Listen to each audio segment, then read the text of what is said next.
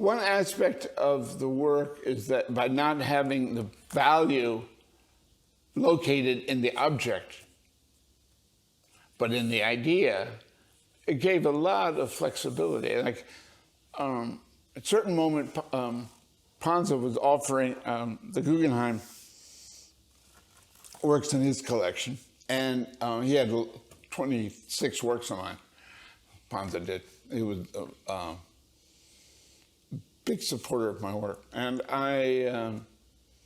so Tom Krinz, director of the Guggenheim at that time, called me and said, "Joseph, we have to have a meeting.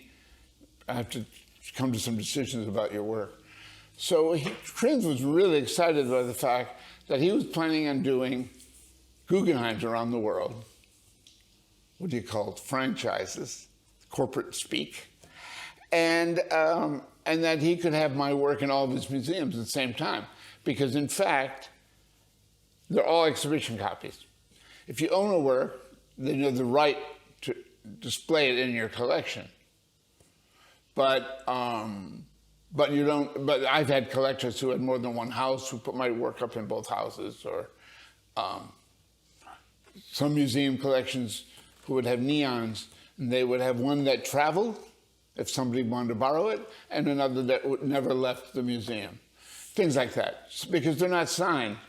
They're all, exhibition copies. And that was a strategy by me to devalue the object, so people would no longer identify art with an object, but with an idea. In a society in which meaning is very affected by market, I was always fighting a market that wanted nice paintings for over the couch, nice sculptures for the bank lobbies, and all this kind of. So that was always pressure coming from that direction, that the practice of art should be under the thumb of market. And it's been going that way in my whole career. It's a continuous struggle. That's why there's still, conceptual art still has a kind of dimension of it, which is avant-garde-like, even when there's no longer really the possibility of an avant-garde. It remains the closest thing we have, because it is not media defined, and not based on market definition of what art is, or what a market wants. Neon, in some ways, is alive. It's an illuminated, electrified gas. And not much happens, but sometimes something happens, and it needs to be repaired. Well, I followed from the early work, which was in 65. And because neon was ubiquitous, it was everywhere. It was, and this was work that was being made in New York City, and so I had Times Square, and I had it was an institutionalized form of public writing, and it was not fine art, and yet it was text, and I could use it. I used it in ways different than advertisers did, it didn't have the patina of targeting, or telegraphing that it was art. And it was much more connected to popular culture. But the message was not. And the message was the choice of content of me. So that was perfect for my work. And I did that work, I don't know, about a year, 2 years, not too much. And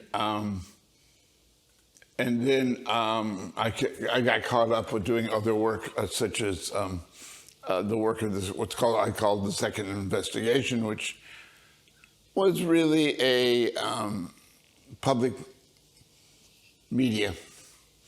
And so I did billboards and newspaper ads and work like that all over the world. And that's what I was distracted, shall we say. My work went that direction. Though then there became an interest in the neon work, partly because nobody could really own a newspaper ad.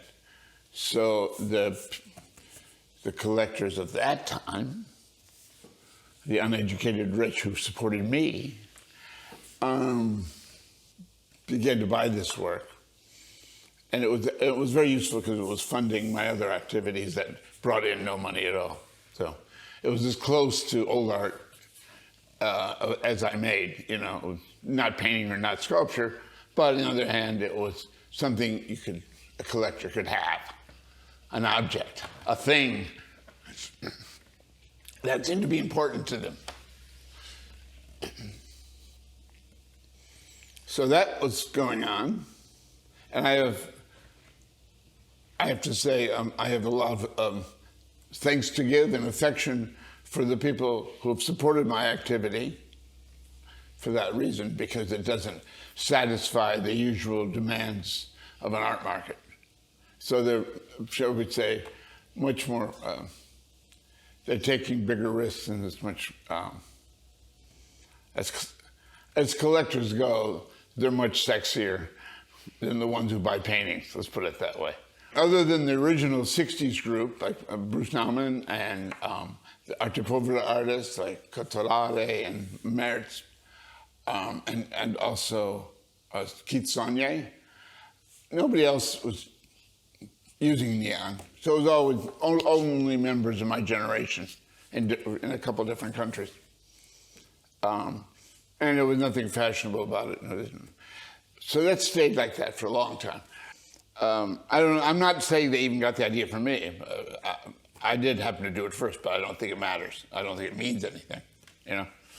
And then in the late 70s, there was a collector of mine, very smart, a smart and dangerous man, said, well, Joseph, I want to commission you to do a work, but I want to commission you to do a neon work that satisfies both the things you're thinking about now and what you were doing in '65.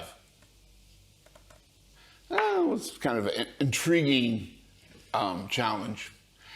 And then, my God, you began to see kids begin to do neons for no reason at all, other than they looked sexy and they were sucking the authenticity from work like mine in a reference, right?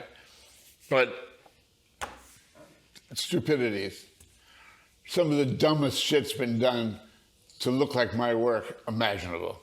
I provided a context. I wrote art theory. I wrote, did a lot of interviews, so that one came to my work with an understanding that it meant something. It was part of, it was a practical end, the practice of an artist who had philosophical basis for his whole practice and their own practice. And so that made, I think, was an important framing device for people's experience of my work, right? And I was a bit of an ideologue. I was fighting against the dual category of painting and sculpture, which is essentially philosophically modernist. And I was for a change also that I was very anti-expressionist. So, you know, I was very active in the world of ideas in relation to art, as well as the work was comprised of ideas. So that was really what the work was about. And I was consistent, either theoretically and also in terms of the practical dimensions of my practice as an artist. So it was a very strong statement. It was a very convincing statement. And a lot of people stopped painting, doing sculpture, from my example. Art departments, curriculums got changed. You know, I had an effect. So my, shall we say, ideological prejudice was to change the thinking of people around art, not just do an artwork. You know, That was the difference. That's why my work was titled not just Art as Idea, but Art as Idea as Idea. So I wanted that whole concept of art to be seen as a work of mine. But that was a rather sophisticated point of view for a guy. I was, I don't know how old I was, but I was a kid, essentially. But all the thinking had to be redone. So I worked to that end. It was, I think, it's interesting. I think there's not much question that conceptual art was a failure on certain levels, but it was a failure that was deeply instructive. It told us a lot about how people experience art, what they do, what the culture does with art. It was a whole program about what art was. And it was the most philosophically oriented, and from my point of view still is, practice of art there is. The big questions were not being avoided, they were being confronted.